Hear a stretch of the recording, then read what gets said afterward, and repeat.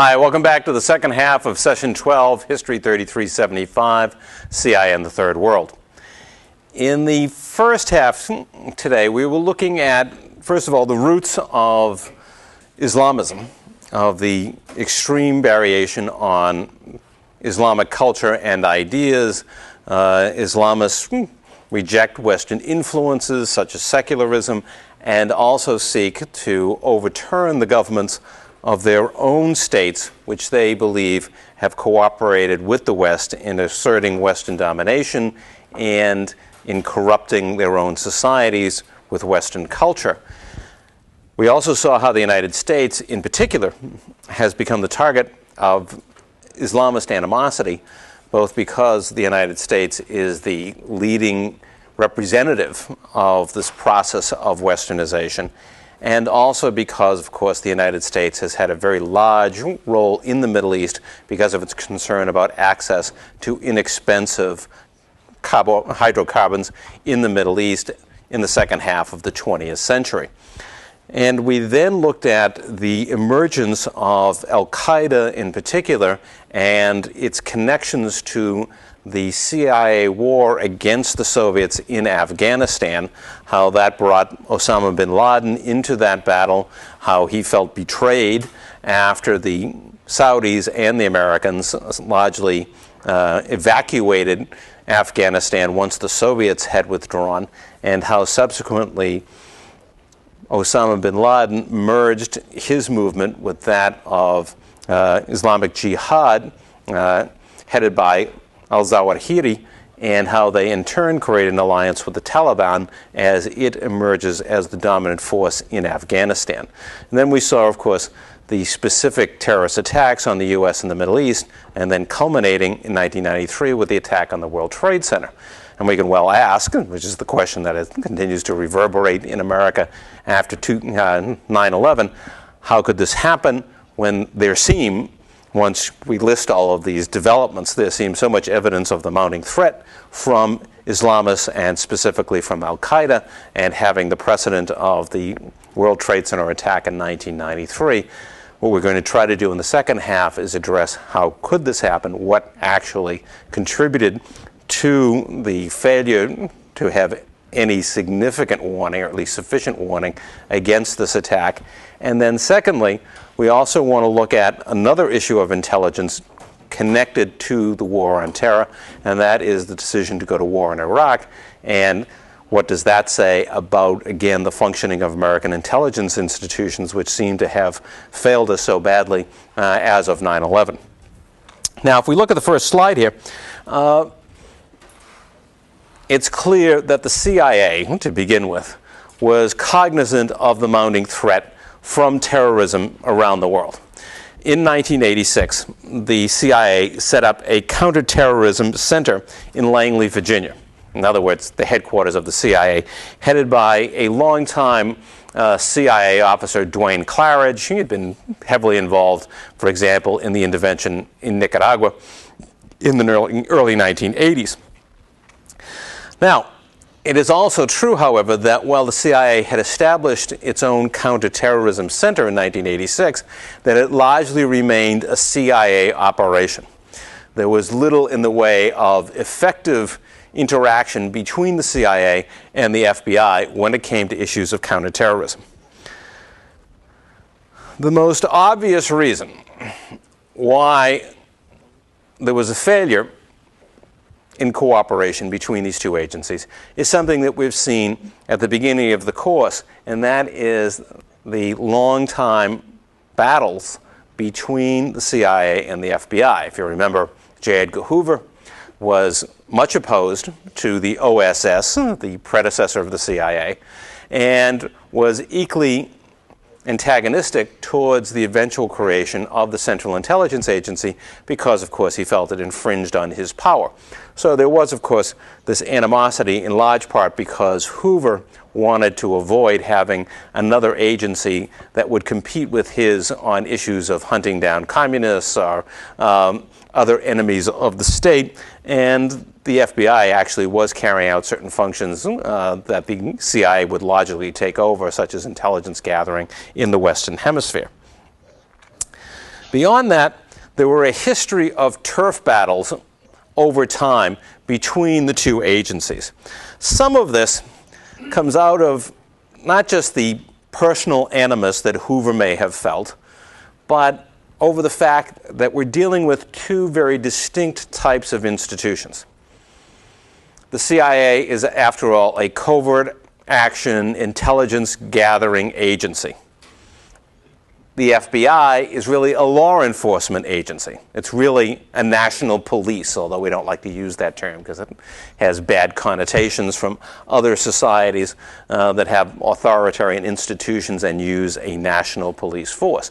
But one, the FBI, is a law enforcement agency, and the other, the CIA, is an intelligence agency. They go about their jobs very differently.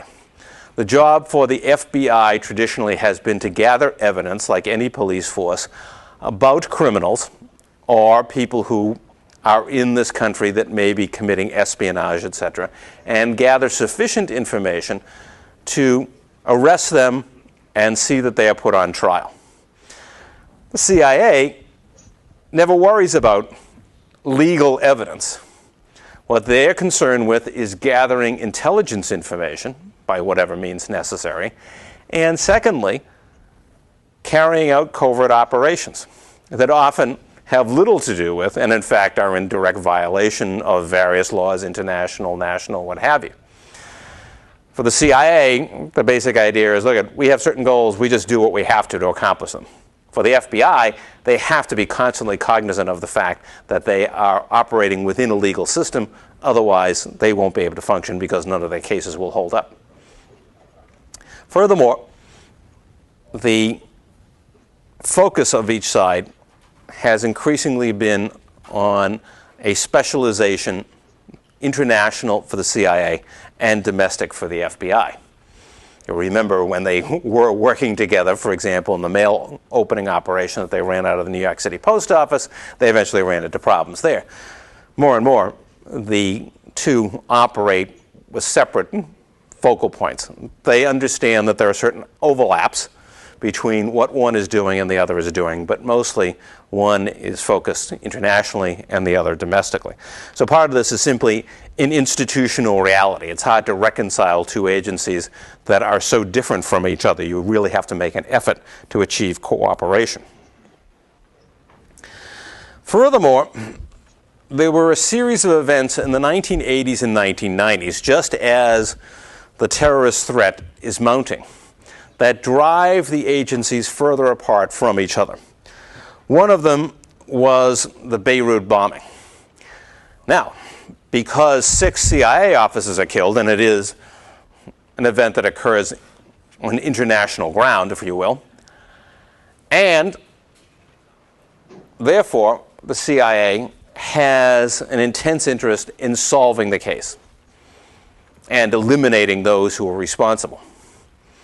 The FBI, however, also has an interest because this is technically an attack on American territory. Remember, an embassy is the national territory of the country to which it belongs. And the FBI has considerable expertise in analyzing bombing attacks. Now, they have a variety of technicians who can analyze the makeup of bombs, where they were constructed, how are they constructed, who might use those particular techniques, and so forth and so on. So both groups are at it. And both groups learn to hate each other anew in the process, because each wants to take a very different view. For the FBI, it's, well, we need to gather the evidence for proof positive of who did this. For the FBI, for the CIA, is, look, we just need one good lead, somebody to point a finger, and we'll whack the people who did this. So that, the contrasting approaches drive them further apart. Furthermore, when the CIA station chief Buckley is kidnapped and held prisoner for a year, each side takes a different approach. Both of them are involved in trying to rescue Buckley. The FBI has done kidnapping cases for decades. The CIA, again, it's our guy. The CIA develops contacts with gun runners in Lebanon whom they believe can lead them to Buckley and can help either to arrange an operation in which they would attack the site where he is and rescue him, or arrange for an exchange. FBI is highly doubtful that this will work. They believe that the CIA is being conned. In the end, it doesn't happen, and in the end, Buckley is murdered by his kidnappers after being tortured. Feelings of animosity between the two sides only grow worse. Then, in the midst of all of this, comes the Iran-Contra scandal. Remember when we were talking about Nicaragua? The effort to sell weapons to Iran, to secure, in part, the release of hostages in places like Lebanon, but also to gain money for the Contra forces in Nicaragua. When that blows up, and there are congressional investigations, one of the things that is done, as we have seen time and again with the CIA, when there's a scandal, you get rid of the old director of Central Intelligence, not a necessity here since Casey had just died of brain cancer. But you got to replace the old establishment. You bring in an outsider. And who do they bring in? To the head of the CIA, but the head of the FBI, William Foster, who does not get along with his CIA subordinates, people who see him as far too conservative, too careful, too much of a law enforcement kind of person. And here it is, the hated FBI, their chief is running the CIA. Could things get worse? Yes. Aldrich Ames. If you remember, Aldrich Ames was a spy, CIA officer who was turning over information about spy networks that the CIA had established over the years in the Soviet Union, to the Soviet Union. And the CIA had been well aware for several years that something was terribly wrong because so many of their operatives, their agents in the Soviet Union had been arrested and eliminated. They had investigated on at least 2 occasions in a major set of investigations and had failed to identify the person involved. Only when the FBI comes in is Ames finally identified and arrested. This does not sit well with the CIA because, of course, the general perception is, the CIA, they can't even arrest, their own spies. God knows what they're doing overseas. Who can be relied upon? Not the can-do agency of the 1960s, the CIA. It's the FBI. They are the guys who can really be effective. Of course, they have a spy in their own midst, Robert Hansen, who we talked about. But nevertheless, this further drives the two agencies apart from each other for obvious reasons. So as the distance grows between the FBI and the CIA, what we find occurring in the years after the World Trade Center bombing are a series of additional al-Qaeda attacks against U.S. targets, although these major attacks are all directed at targets overseas. June 1995, Khobar Towers, Saudi Arabia, location where American servicemen were stationed. This is their residential site. An enormous truck bomb again, 19 servicemen killed. Another set of truck bombings, August 1998, at 2 U.S. embassies in 2 African countries, Kenya and Tanzania. Huge casualties, although most of them were locals.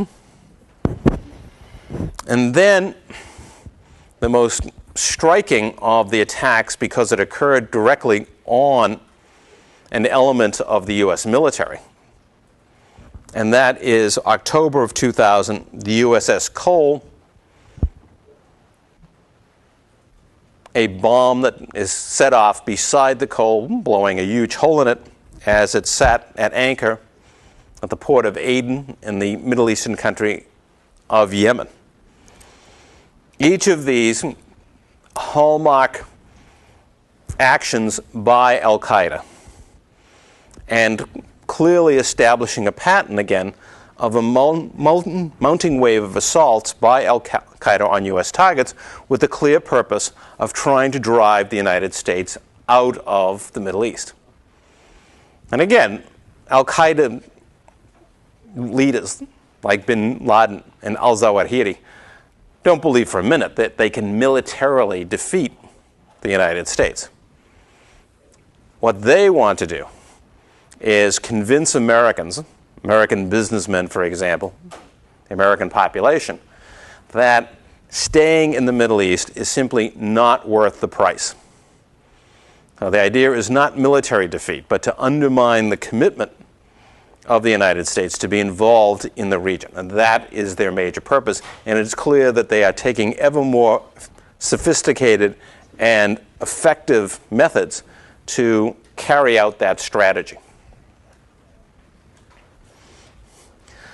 Now, how does the Clinton administration respond to this mounting series of attacks? We've had the World Trade Center, but then in a series of new attacks beginning 2 years after that, it's clear that U.S. targets throughout the Middle East and even Africa are now being focused on by al-Qaeda.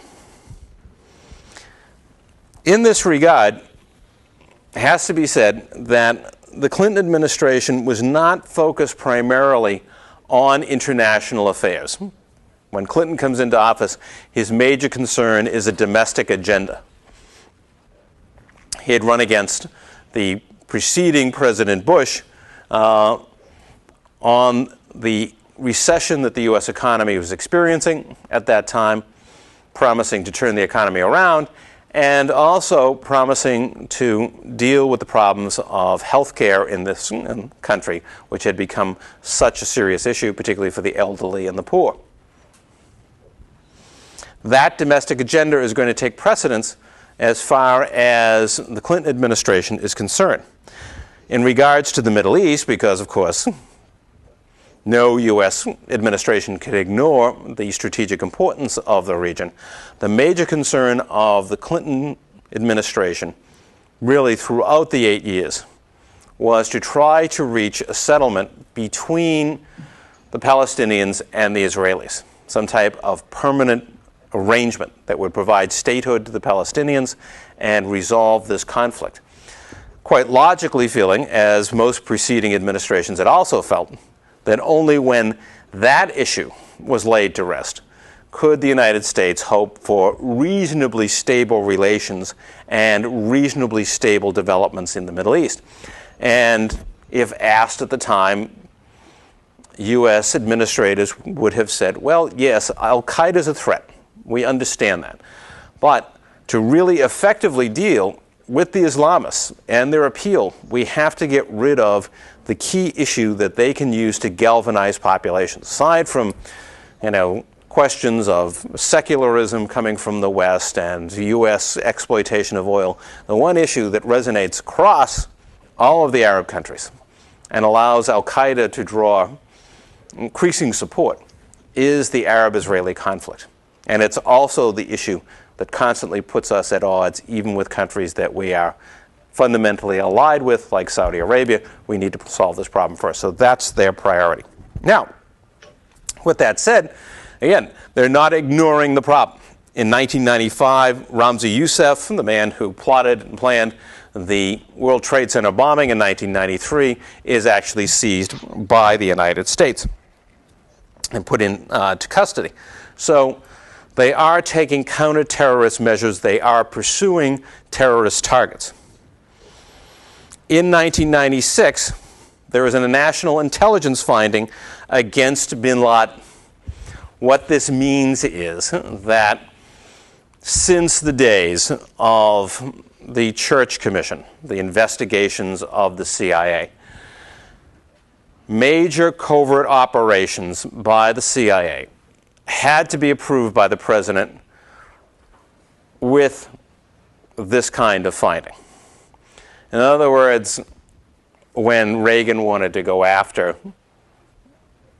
the Sandinistas in Nicaragua, he had to sign on to such a finding that, well, they represent a threat, they're carrying out subversive activity in El Salvador, whatever, so I'm authorizing action against them. And this is what Clinton is doing with this national intelligence finding, that he represents a fundamental threat to the United States, and that the United States, and therefore the CIA and other intelligence agencies and the military, are authorized to do what has to be done to eliminate the threat. Now, that might be capturing him, killing him, it varies.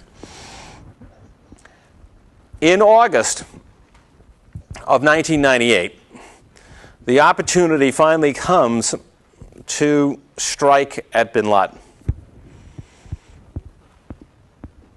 He has been seen, or is believed to have been seen, because these are aerial photographs. What they show is a group of people at one of the terrorist camps in southern Afghanistan. And one of them is particularly tall, and that's all you can really tell from the film footage, is that one of these people is dressed in white and is very tall. Could be anybody, but they're assuming it's bin Laden. But they have no voice monitoring at that point that they can be sure that that's who it is. But they feel that, fairly certain that it is him, given the number of vehicles there, given the amount of armed men around him.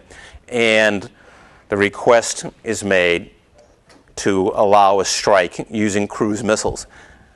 It's authorized, the strike goes ahead, the strike hits 24 hours too late. Bin Laden had already left the camp. One of the basic problems for the people trying to hunt bin Laden at this time was limitations of technology and communications. Simple reality that if a spy satellite or if a drone, which were unarmed at this time, they hadn't developed armed drones, in other words, these remotely controlled planes, they're really small planes that are remotely controlled. These things had cameras on them, but they didn't have weaponry at this time that could be used to actually attack a target once they were sighted. But beyond that, when intelligence comes in, the problem is getting that information, if it comes off a military satellite or from a military overflight, getting that to the CIA, getting it analyzed, and then getting a decision from the president to act. Even if there's a standing order to act, which there almost certainly wouldn't be because of the potential consequences. You know, you just say, yeah, kill him when you have a chance, and then it turns out, well, you know, he was in the middle of a Walmart, you know, and we blew the whole place up. You can't give that kind of authorization. Okay? Just even nowadays. So there needs to be a presidential authorization, but between the problems of getting military intelligence information analyzed by the CIA and then getting an authorization to strike, almost inevitably hours, if not a full day, could be lost, and by then the opportunity was often lost as well. The reality is, aside from the technological issues, you know, do we have rapid communications? Do we have armed drones? Which we would not at that time. In fact, we didn't have them right up till 9/11. Aside from that, the issue is also a question of national priorities. As much as al-Qaeda is seen as a threat, and there have been these attacks, the answer is that, well, okay, our response needs to be in proportion to the threat. We don't go and drop a nuclear bomb on Nicaragua. You launch a covert operation, okay, whatever. But generally, so that resources are not wasted in national security, you try to develop a response that's proportional to the danger. And at this time, al-Qaeda is seen as a danger, but not the overwhelming kind of danger that would be seen as so obvious as of 9/11. But still, yes, we do know there's a mounting threat, and there are attempts to deal with bin Laden, including an attempt to eliminate him. There were numerous occasions besides this event in 1998 where intelligence was developed indicating he might be in this location, that location, but by the time they could either make a decision to act, it was too late, or very often there wasn't enough evidence to be sure who they were dealing with and whether in fact they were going to strike an appropriate target. So we do have a series of missed opportunities, partly because of the cumbersome nature of the communication system in getting approval, partly because as much as al-Qaeda is seen as a threat, it is not seen as the dominant threat at this point in time for the United States. In fact, the greater danger is still believed to be the mounting conflict between the Palestinians and the Israelis.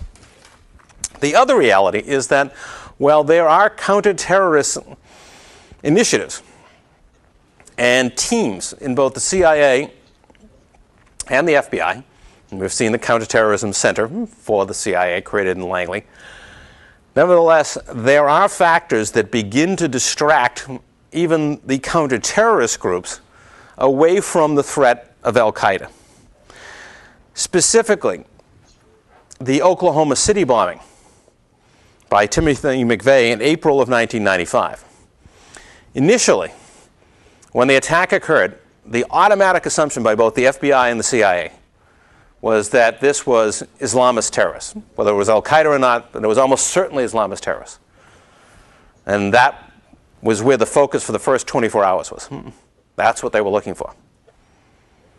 And only after McVeigh was arrested on a routine traffic stop and brought into jail for a few other violations, only then did it begin to dawn on the FBI that they were dealing with a domestic terrorist. More importantly, it then sent resources, particularly from the FBI, flooding into the study of domestic terrorism, studying all kinds of militia groups, etc. This is where all the money was going for some time, was not to worry about, some group off in the Middle East that had once planted a truck bomb under the World Trade Center. It was the fear that there were all these right-wing groups in the United States that were plotting attacks similar to what McVeigh had done. This becomes a major distraction. And of course, added to that, the following year, is the explosion of Flight 800 TWA after it took off from New York. Its sudden and massive explosion convinced many people, including the FBI agent heading the investigation, that this had to be an act of terrorism and quite likely an act of domestic terrorism. These events focused enormous resources based on what was being spent on terrorism, counterterrorism at this time, on issues that turned out to be dead ends. One, a technical defect in the fuel tank of the plane, and the other, a domestic terrorist attack, but one which was confined to a few people. And as it turned out, other militia right-wing groups were generally disorganized, not highly effective, and had few, if any, effective plans to do harm within the United States. But in the meantime, in 1995, 96, 97, you have a huge expenditure of resources focused on these kinds of issues and away from the threat coming from Islamist terrorists and specifically al-Qaeda. Again, this is not to say that there was a lack of understanding of the threat. After all, there had been this national intelligence finding about Osama bin Laden. There was the attempt in '98 to eliminate him with a cruise missile. So there is an ongoing concern. But it still has not reached the level of priority. Quite frankly, if Clinton, or even Bush when he first took over, had suddenly announced, al-Qaeda is the worst threat that we have ever faced, I'm committing $50 billion to counterterrorism, people would have said, no, you're not. We're not spending that kind of money. It's recognized as a threat, but not seen as the prime looming threat to the United States. At the same time, a commission is set up to study the issue, which is seen that this is an issue that is going to be a growing threat to the United States in the future. It was the U.S. Commission on National Security in the 21st century. It was headed by two former U.S. senators, Hart and Rudman, and completed its work in December of 1999 with a report about the looming threat of terrorism. Having seen the kinds of events that we've described in the 1980s and 90s, it was logical that there would be some effort to assess what was being done and what should be done in the future, mostly with an emphasis on what should be done in the future. And in a telling sentence, the Commission concluded Americans will likely die on American soil, possibly in large numbers, sometime in the foreseeable future. That simply the odds were rising that this kind of attack would occur. And again, in the aftermath of 9/11, of course, it seems to resonate endlessly through the American public. But the fact is, when the Commission's report was issued, no one cared. Not one single national news agency interviewed any of the members or made the Commission's report a significant news story at the time. Members of the Commission called the various broadcast agencies and asked them for airtime where they could be interviewed and talk about the concerns raised by the report, and they were said, it's not news. And Congress largely ignored the report. And there was no recommendation that, well, we have to reorganize ourselves. Here's this looming threat, we have to do something. There was no response. People didn't see this as a major threat. Yet, as the Commission was carrying out its work, the first of the 9/11 hijackers were arriving in this country, beginning in June of 1999 with Muhammad Atta. Then Ramzi bin al-Shibh. Ramzi bin al-Shibh actually may have been the mastermind of the whole plot. Although Atta is considered the mastermind, it may have been al-Shibh. He had problems in terms of his visa. He would not be part of the actual assault team. But as the members of the 9/11 terrorist group begin arriving in the United States, they also begin seeking out private flight schools where they can get training in how to fly large commercial aircraft. And several of them have the very odd request that they only want to learn how to manage the plane in the air. They're not worried about how to land. Needless to say, that's usually considered an important part of the problem. The Bush administration, when it comes in to office, is focused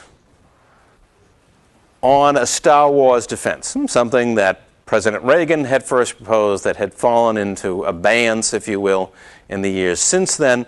But the Bush administration makes the argument that the most important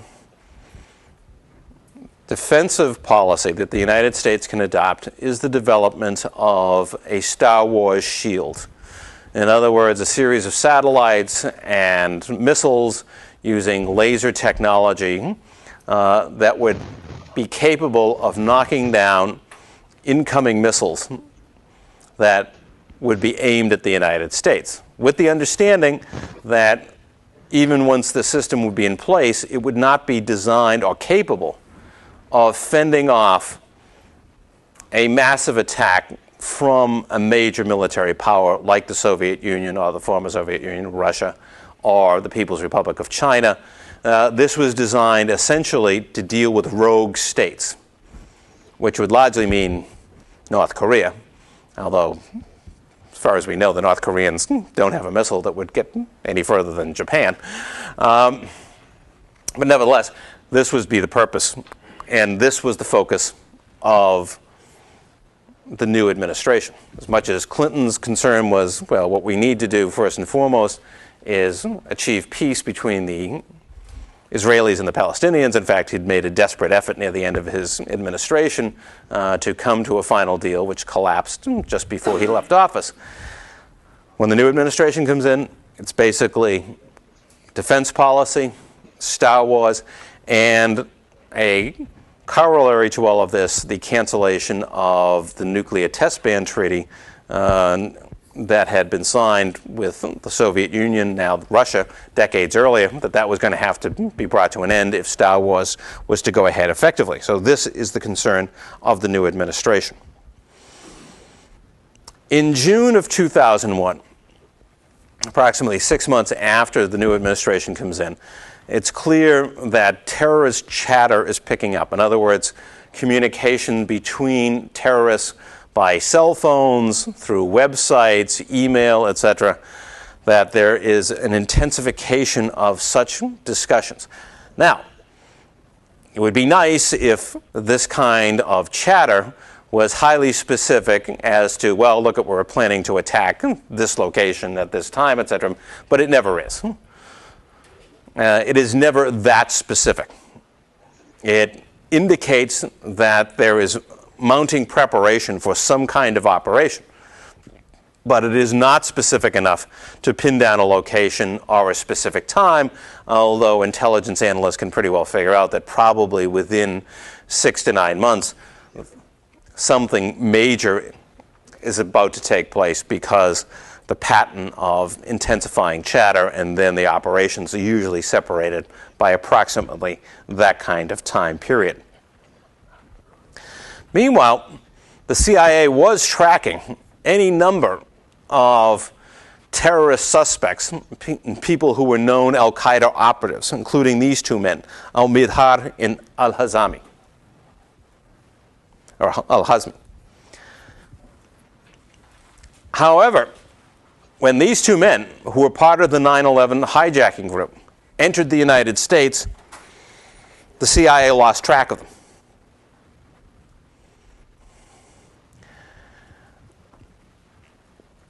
The CIA does not inform the FBI about their presence in the United States, nor does it inform the Department of Transportation to put them on a watch list, to be looking for them. In fact, one of the men is renting an apartment under his own name. He's even listed in the phone book under his own name. So he wouldn't have been that hard to find.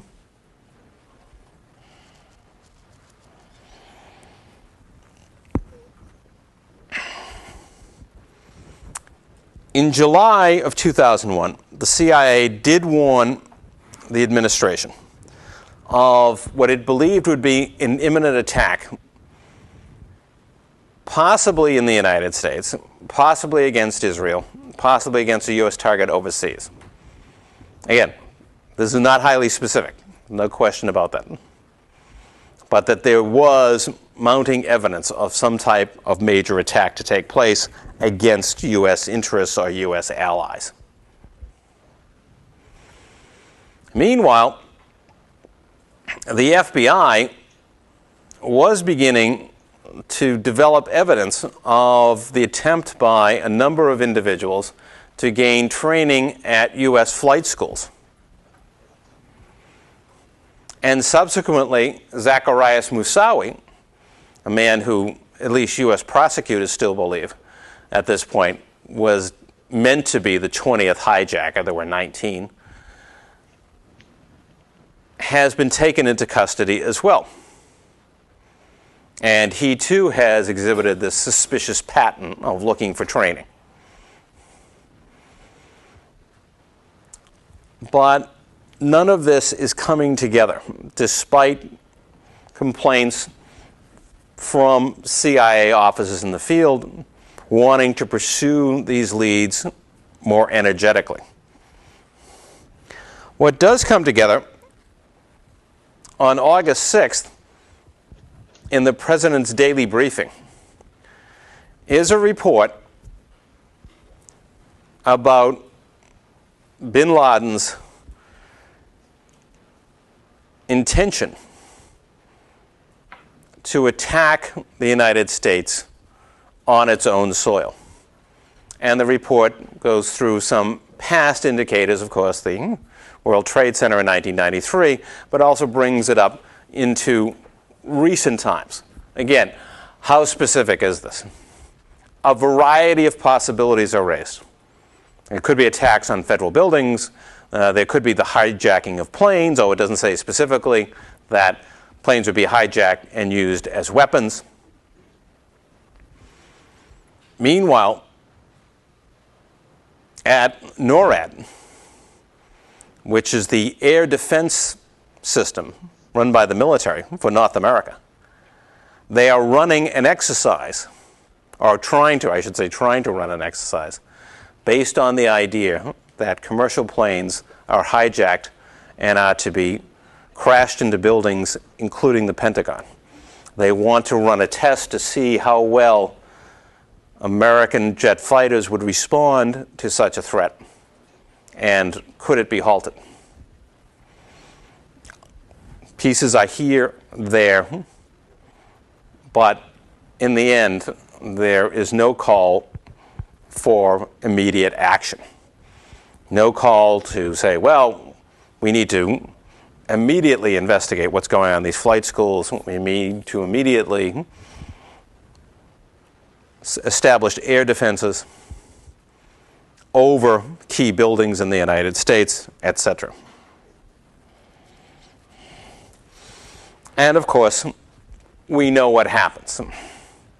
Now, at the moment, at the time we're actually doing this class, and you can be sure for some time to come, there will be a good deal of finger pointing over who is responsible.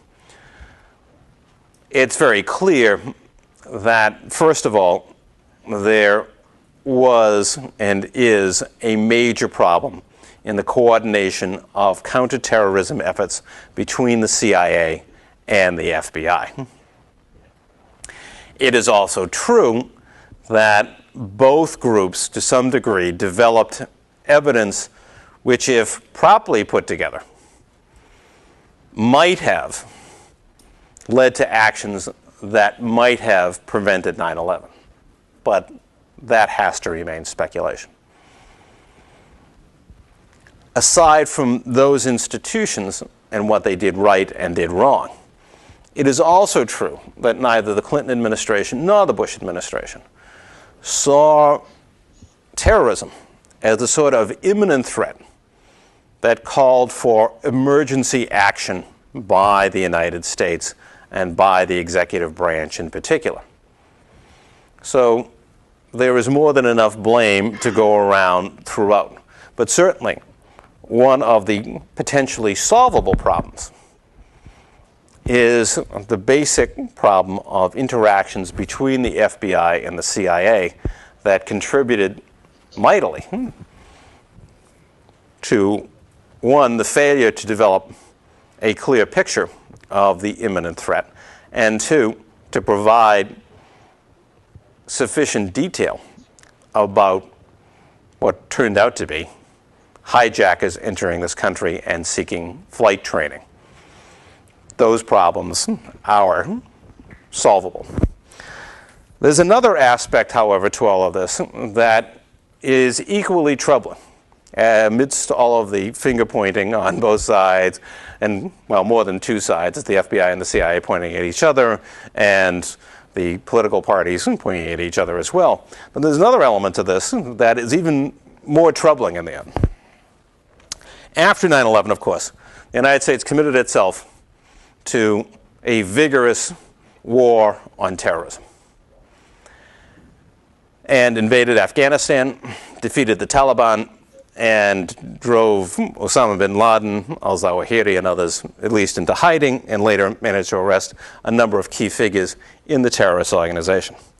As a part of that campaign, on March 28th, 2002, a small force, commando force, consisting of FBI agents, Army Special Forces, and CIA operatives, attacked a small facility in Pakistan. Their purpose, which they successfully accomplished, was to capture one of those key figures in the Al-Qaeda network, a man named Abu Zubaydah. to secure information from Zubaydah about 9/11 and other al-Qaeda projects. The CIA determined that they would present themselves and the FBI not as who they were, but as members of Saudi intelligence. So several Arabic-speaking agents were placed in a room with Zubaydah, who had been seriously wounded during his capture and was under medical treatment. And by the way, the medical treatment, part of it was to give him pain-killing drugs for part of the time, and then when he was about to be interrogated, they would reduce the pain-killing drugs to give him an incentive to talk, so he could get back on the pain-killing drugs. The people who interrogated them presented themselves as members of Saudi intelligence because they wanted to make Zubaydah believe that he was in fact being held in Saudi Arabia by Saudi intelligence forces, for the simple reason that Zubaydah would know that Saudi intelligence wouldn't hesitate to execute him. They were hoping that that threat and the threat of possible torture before he was killed would force him to talk. And he did talk, but not quite in the way that they expected, not out of fear that he was going to be killed,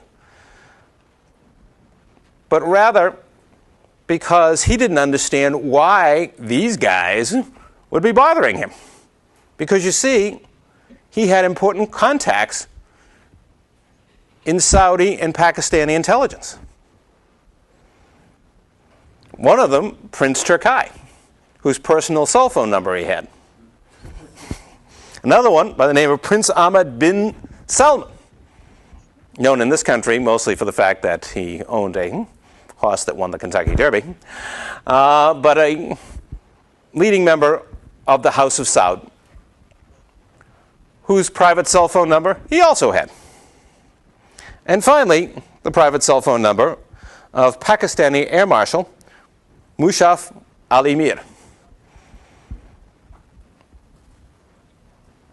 Zubaydah's point was, these guys are all close contacts of ours in al-Qaeda. And in fact, he strongly indicated to the agents interrogating him that these people had all been aware of the 9/11 attack in advance. Which is why, looking at people who he thinks are Saudi agents, he's saying, why are you people coming after me? You already knew what we were going to do, right? Because I talked to these guys.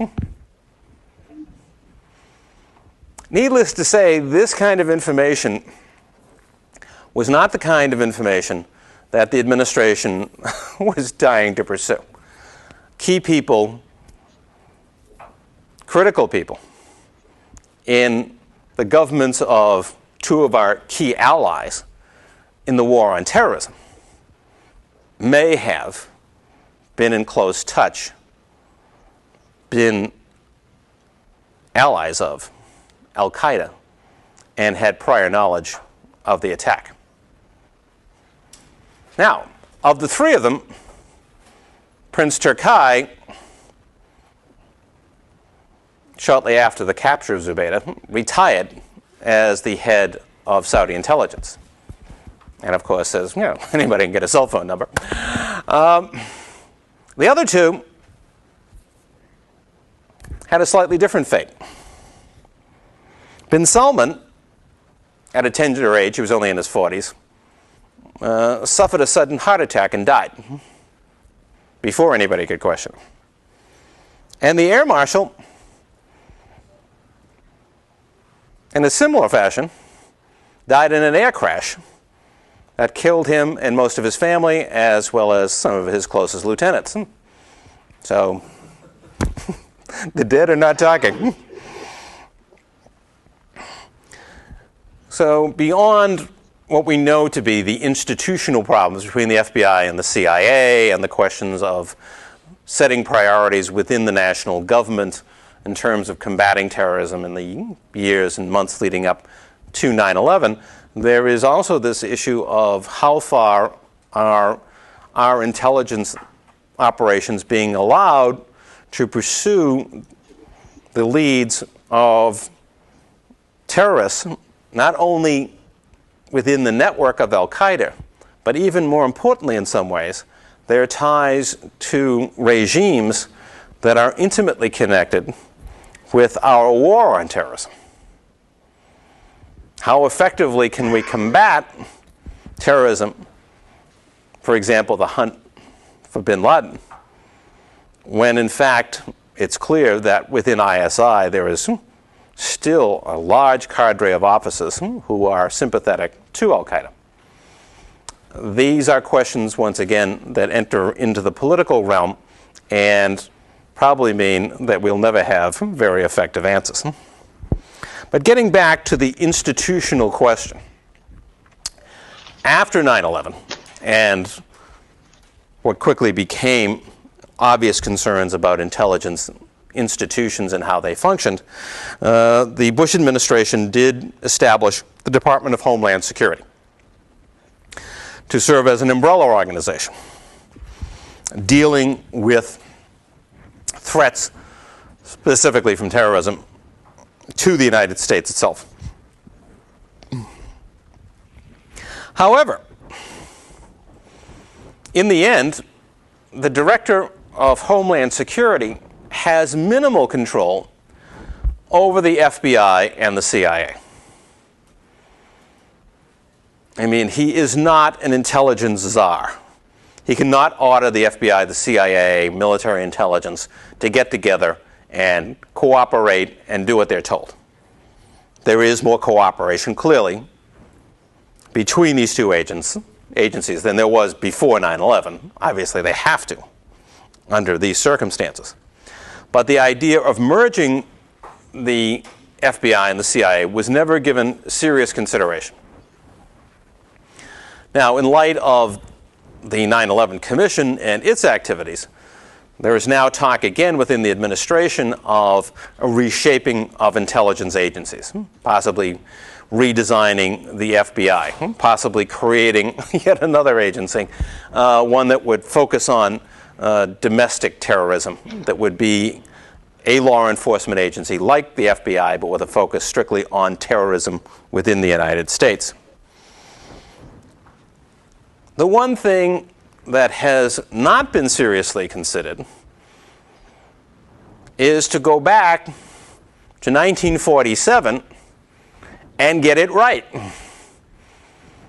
If you remember, when the CIA was created in 1947 under the National Security Act, the director of the CIA bore the title Director of Central Intelligence, not just the Central Intelligence Agency, because his job was supposed to be gathering intelligence from all the different intelligence agencies. It never happened, as we've seen, because of bureaucratic jealousies. The Director of Central Intelligence, whether it was Allen Dulles, John McCone, whomever, never succeeded in becoming that kind of Director of Central Intelligence. And as of today, there is still no proposal in front of the Congress or anywhere else that I know of that is calling for the creation of such a position. One individual, one office that will have absolute authority over all intelligence gathering in the United States. So that fundamental institutional flaw is still not being dealt with.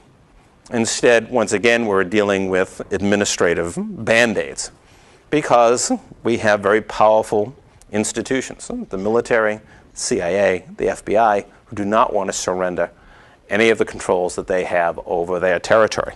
Turf battles that we saw in the 1940s and 50s and beyond are just as significant today, even in the aftermath of 9/11.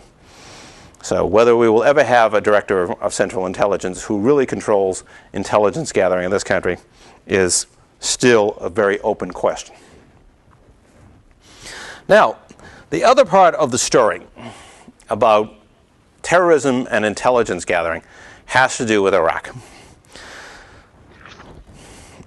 It can be debated whether, in fact, Iraq really represented an important part of the terrorist threat to this country.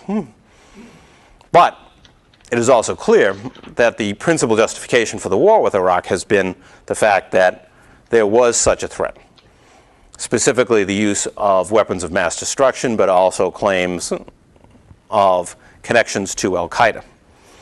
And once again, an element that links these two subjects closely is the question of U.S. intelligence and how effectively it has worked.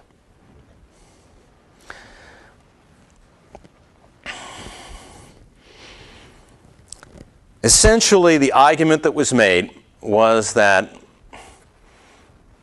Saddam Hussein had accumulated substantial, if not massive, stockpiles of various types of weapons of mass destruction, including biological and chemical warfare weapons, and was proceeding with a program to develop nuclear weapons as well. We know now that, of course, no such weapons have been found, and the likelihood is that we're not going to find much of anything. The individuals who have headed the U.S. search over the past year in Iraq are satisfied that they're not going to find anything, that those weapons were destroyed back no later than 1998, and that no new weapons were produced in the intervening years. And we have to ask, okay, how could we get it so wrong? If on the one hand, we got it so wrong because we didn't anticipate, and we're not aware of, this one attack, in other words, the threat from al-Qaeda and the attack on 9/11, how could we then go to the other extreme and apparently come up with evidence of a major threat that now doesn't seem to exist, was minimal compared to how it was presented? Part of the complaint, once it became apparent that no great stockpiles of weapons were going to be found, part of the complaint was that the CIA was operating based on outdated intelligence. And it is true that the best intelligence that the CIA had about weapons of mass destruction came from the UN inspectors who were expelled from Iraq in 1998. And that after that, first-hand evidence of weapons programs was virtually non-existent. In other words, we couldn't turn to people who could say, yes, I've seen this, I've seen the records, I've seen the weapons, etc. Because once the inspectors were gone, our first-hand evidence was gone with them. So part of the criticism of the CIA is that it was basing assumptions on what was in existence in 1998 and assuming that, of course, Saddam had at least this much in the way of weapons of mass destruction as of this date that was not reported as destroyed. And therefore, we can project forward and make reasonable assumptions about what those stockpiles would look like today. But there's more to it than that, because the CIA and its analysts are not fools. They would not simply, say, okay, if we have 1,000 pounds of, sarin, 1,000 gallons of sarin gas or in liquefied form, we can project out and say, well, they probably increased 10% a year. They needed some type of ongoing intelligence information that would tell them what was happening in Iraq. And they had that coming from a man named Ahmad Chalabi. Ahmad Chalabi was born in Iraq, left as a very young person, lived in exile for decades, had been a financier of some success, although he's wanted for bank fraud in Jordan, and had established his own exile group in opposition to Saddam Hussein. He also became a favorite of many key figures in the Bush administration, including Vice President Cheney, Paul Wolfowitz, and the Defense Department, and was looked upon as a potential leader of a post-Saddam Iraq. One of the things that Chalabi provided to the Bush administration was intelligence information about weapons of mass destruction.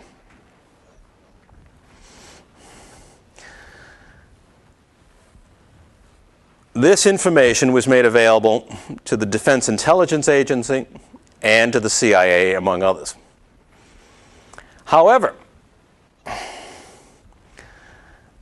the CIA was not permitted to vet the sources, which means they were not in a position to question and research the accuracy of the information and, more importantly, the veracity of the people who were supplying the information. In fact, analysts often didn't know that if they got 5 pieces of information about weapons of mass destruction, that all of that may be coming from one source. And this is a fatal flaw in intelligence analysis. You have to know where the information is coming from. It's not enough to say, well, our sources inside the Iraqi government report A, B, C, D, and E. If A, B, C, D, and E are all coming from the same source, that's not very reliable. Just like a journalist, when he's trying to get a story, has to be sure that more than one source reports the same thing so he can cross-check and make sure of its accuracy. In fact, there were about 4 people who were presented by Chalabi's group as key sources of information, as defectors from Saddam's regime, but the CIA analysts were not given an opportunity to vet these people or find out when information they got was coming from the same source. The most important source, who claimed to have actually seen the weapons of mass destruction as a part of his duties in the military, was later nicknamed by the Defense Intelligence Agency Curveball, because they had serious doubts about his honesty. In fact, they became convinced by the end, which is only recently, that in fact these people had been essentially prepped to provide certain information to the CIA.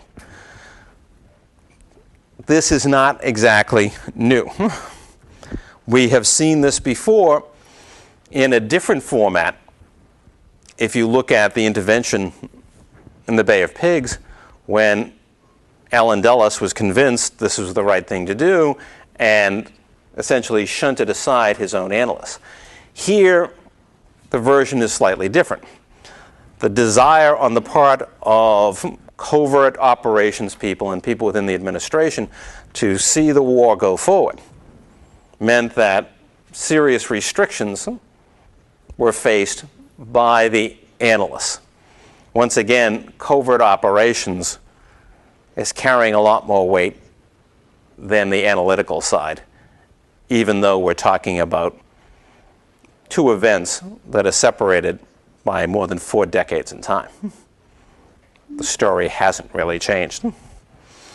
As a result, the CIA issued a report in October of 2002, only about 6 months before the war in Iraq began.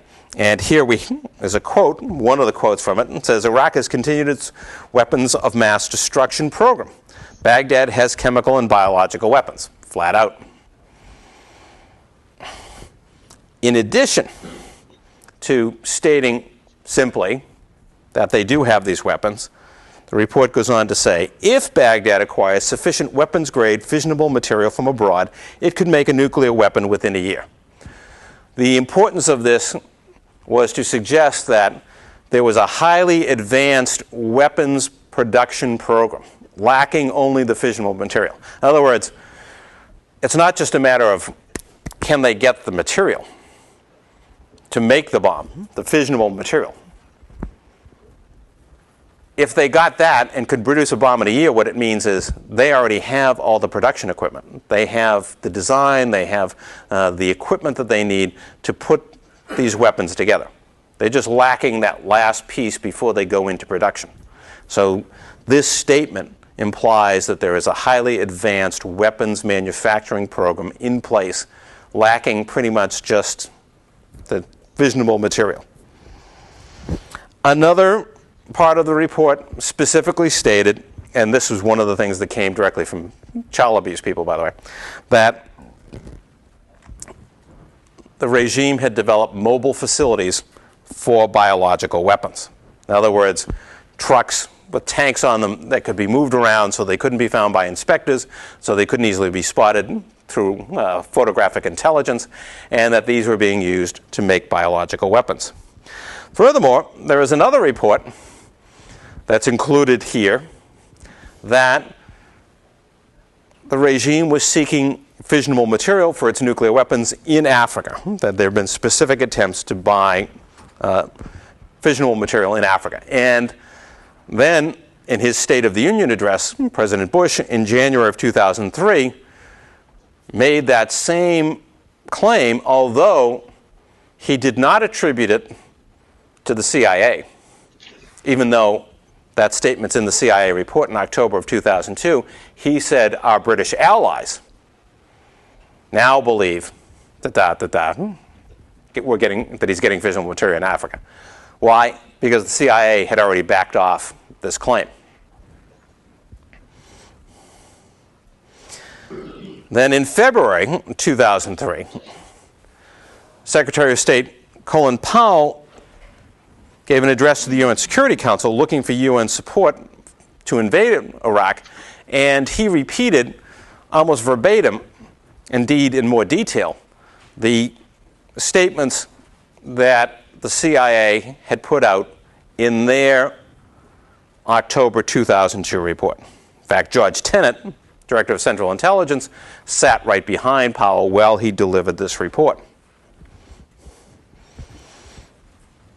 In the aftermath of the war, and with the capture of the so-called mobile facilities, the CIA issued a new report in May 2003, concluding that the mobile facilities that they had captured were for inflating weather balloons, not for making chemical weapons or biological weapons. Once again, as with 9/11, there is a congressional investigation to discover what has gone wrong, why are the facts on the ground now so at variance with the intelligence information that was provided. The conclusions at the time were the ones that I mentioned earlier: outdated information, in other words, no hard information since 1998, since the UN inspectors had left, and then relying on sole sources. In other words, relying on one source to confirm the existence of mobile laboratories, etc. Of course, what the congressional report did not go into was the fact that the U.S. government had been paying Chalabi to provide this information, and that the CIA analysts had largely been denied the opportunity to vet these sources and try to establish, in fact, the accuracy of their reporting and their veracity.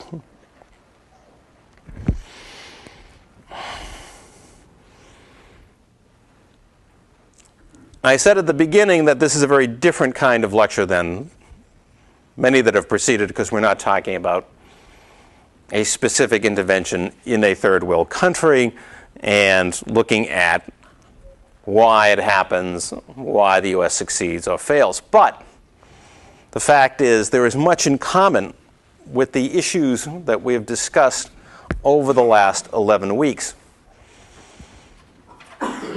First of all, we've looked at the historical realities, the issues within Islamic culture and its interactions with the West, the rise of Islamist thinking within the larger Islamic community, the animosity that Islamists hold towards the West and the United States in particular, as both the conveyors of a culture that is hostile to Islam and its vision of Islamic societies, particularly the influence of secular thought as opposed to the predominant influence of religion. The reaction against U.S. economic domination and military involvement in the Middle East. And beyond that, the frustrations within Arab societies over the failure of a variety of political models, whether it was secular nationalists or monarchists, to create developed economic systems with relatively liberal political institutions, and the failure to minimize or reduce the enormous disparities of wealth and power within these societies. Islamism has emerged from all of these influences. And in the form of Al-Qaeda, the most extreme form of Islamism has taken on the strategy of terrorism as a way to fend off Western influences. Beyond that historical background, we've seen that ultimately there is a link between CIA intervention in a third world country, namely Afghanistan, and the rise of Al-Qaeda. You know, to say, well, it's the CIA's fault, they did all this. No, of course not. But the CIA, in its drive to counter what it saw as an aggressive Soviet threat in Afghanistan, winds up allying itself and providing training and supplies to groups who, while hostile to the Soviets by all means, also turn out to be hostile, perhaps even more so, to the interests of the United States. So in part, we are suffering the after effects of this intervention in Afghanistan. As for the intelligence problems in both 9/11 and Iraq, we can see that many of these problems are historical in nature. Bureaucratic infighting, the battles between the FBI and the CIA. We can recount the recent conflicts over what happened in Lebanon, over Aldrich Ames, etc. But the fact is, there has been a deep-rooted division between these two basic agencies, the FBI and the CIA, that stretches back more than half a century and had catastrophic consequences for the defense of the United States in 2001.